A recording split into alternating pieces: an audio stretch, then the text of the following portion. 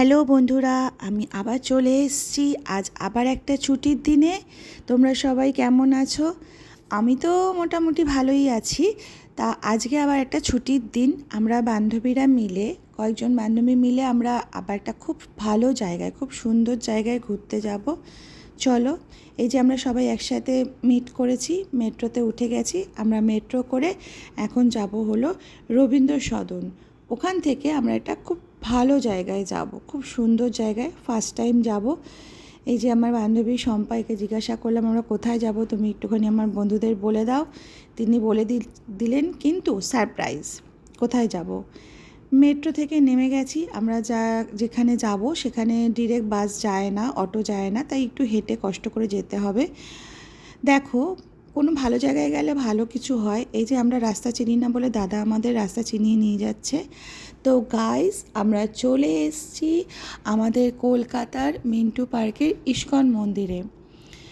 আমার এখানে first time, এর আগে আমি গেছিলাম মায়াপুর ইস্কন মন্দিরে, সেটাও আমার প্রথমবার ছিল, তাই এটাও আমার প্রথমবার আসা। খুব সুন্দর একটা পরিবেশ, খুব সুন্দর একটা জায়গা। এইসব জায়গায় আসলে একটা আলাদা ভাইবস কাজ করে, খুব সুন্দর জায়গা। এখানে সবাই মেবি জুতো টুতো খুলে ঢুকতে হবে। তা আমরা একটা সেফটি জায়গায়, আমাদের দাদার একটা স্টল আছে, এই স্টলে আমরা জুতো টুতো রেখে নেক্সট কোথায় যেতে হবে দাদাকে জিজ্ঞাসা করলাম। দাদা বলে দিল এদিক এদিক করে যাও, তাহলে আমরা পেয়ে যাবে। যেহেতু আমরা প্রথমবার গেছি, কোনো জায়গা চিনি না, কোথা দিয়ে কি যেতে হয়, তা সবাইকে জিজ্ঞাসা করতে করতেই যাওয়া হয়ে যায়। তারপর এবং অনেক লোক আছে, তাদের ফলো করতে করতে তোমরা চলে যাবে। তা আমরা একটুখানি জুতো টুতো রাখলাম, জুতো টুতো রেখে আমরা একটুখানি হাত ধোবো, হাত ধোবার জায়গাও খুঁজে পেয়ে গেলাম। আমি ফার্স্ট টাইম এই কলটাতে ট্রাই করলাম, জল পড়লো না। তারপর সেকেন্ড টাইম এখানে হাত ধুয়ে আমরা ভেতরের দিকে যাব। তা খুব ভালো লাগছে এই নতুন, মানে একটা এখানে আসলে বেশ কানে ঠাকুরের নাম হচ্ছে শুনতে পাচ্ছি। খুব সুন্দর জায়গা, পরিষ্কার পরিচ্ছন্ন, খুব সুন্দর জায়গা। খুবই ভালো লাগে এইসব জায়গায় আসতে, মনটা ভালো হয়ে যায়। তা লিফটও আছে, সিঁড়িও আছে, আমরা লিফটে করে যাব। তা যাবার আগে এখানে একটা ছোট্ট স্টল আছে, যেখানে মানে ভগবানের বইপত্র সব পাওয়া যায়, গীতা টিতা সব পাওয়া যায়। তোমরা যদি কেউ কিছু কিনতে চাও, ভগবানের বই, তা এখান থেকে তোমরা কিনতে পারো।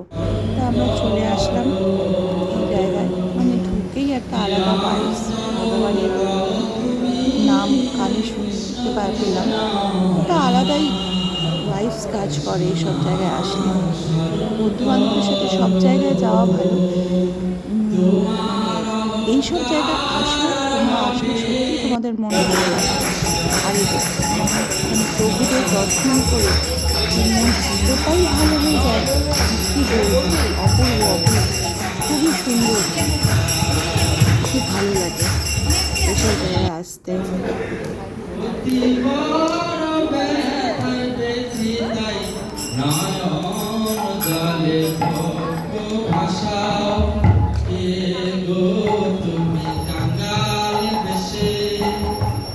দেশ বিদেশে ঘুরে বেড়াও, বড় ব্যথার বেঁধে তাই নয়ন জলে পক্ষ ভাষা।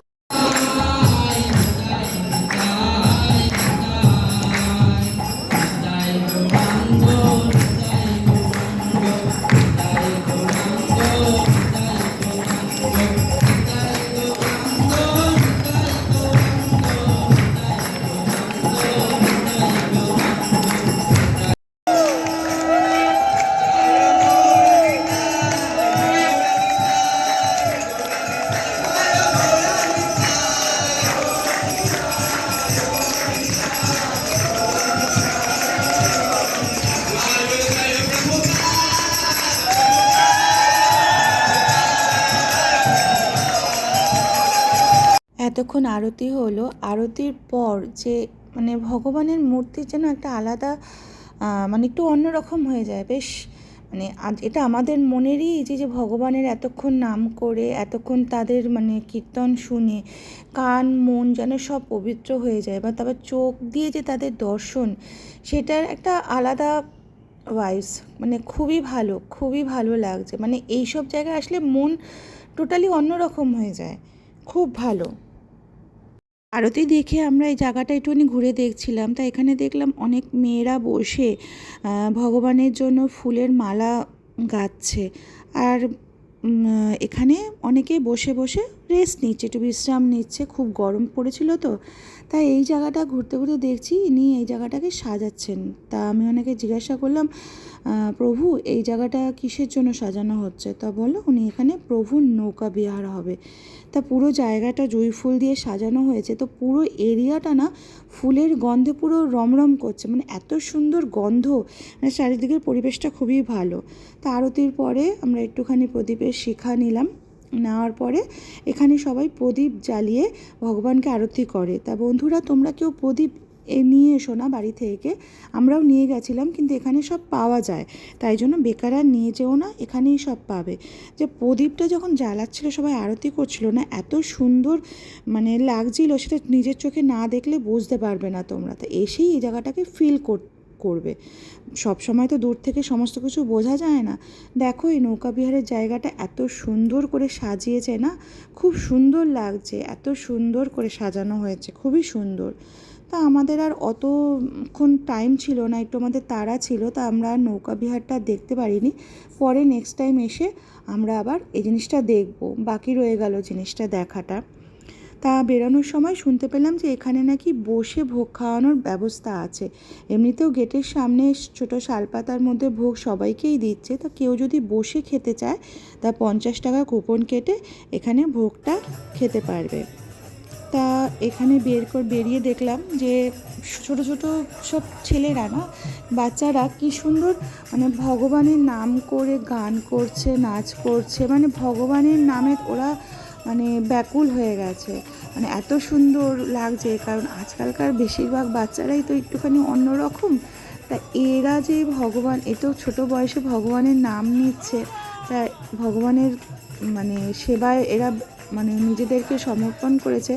খুবই ভালো লাগছে দেখে, খুবই সুন্দর, মানে খুবই ভালো, না আসে দেখলে বুঝতে পারবে না।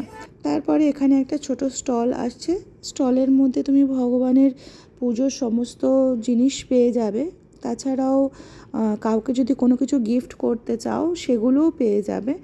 তা মায়াপুরেও গেছিলাম, মায়াপুরেও ছিল, ওটা অনেকটাই বড়, আর এটা অনেকটাই ছোট, বাট এনে অনেক জিনিস আছে, অনেক জিনিস পেয়ে যাবে, ঠাকুরের চন্দন থেকে শুরু করে ধূপকাঠি। আমি একটুখানি চন্দন আর ধূপকাঠি কিনে নিয়েছি। এইবার অনেক ছোট ছোট চাবির রিং আছে, মালা আছে, যেগুলো তোমরা কাউকে যদি গিফট করতে চাও পেয়ে যাবে। ঠাকুরের ড্রেস আছে, খুব সুন্দর সুন্দর জিনিস আছে। কিন্তু একটা জিনিস ছিল না, যেটা হচ্ছে ভগবানের মাথার চুল, তা আমি পাইনি, তা আমার একটু খুব দরকার ছিল। তা বললেন যে না, এখানে একটুখানি ওর জিনিসটা সেল করতে একটুখানি প্রবলেম হয়, তাই জন্য আমরা ওটা রাখি না। ছোটো ছোটো অনেক মূর্তি আছে, অনেক সুন্দর সুন্দর জিনিস আছে। তারপর আমরা চলে আসলাম ভোগের জায়গায়। তা 50 টাকা দিয়ে কুপন কেটে আমরা দেখো 3 বান্ধবী আমরা বসে গেছি ভোগ খেতে।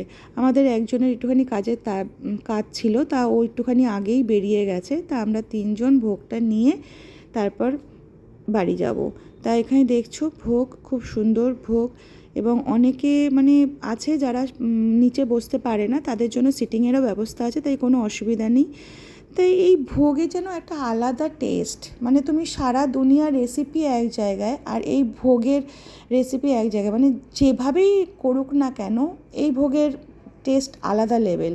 তোমরা বাইরের যে রাস্তায় অনেক সময় ভোগ দেওয়া হয় সেই টেস্ট বলো, এইখানে বসে টেস্ট বলো, এগুলো একটা আলাদা লেভেলের টেস্ট।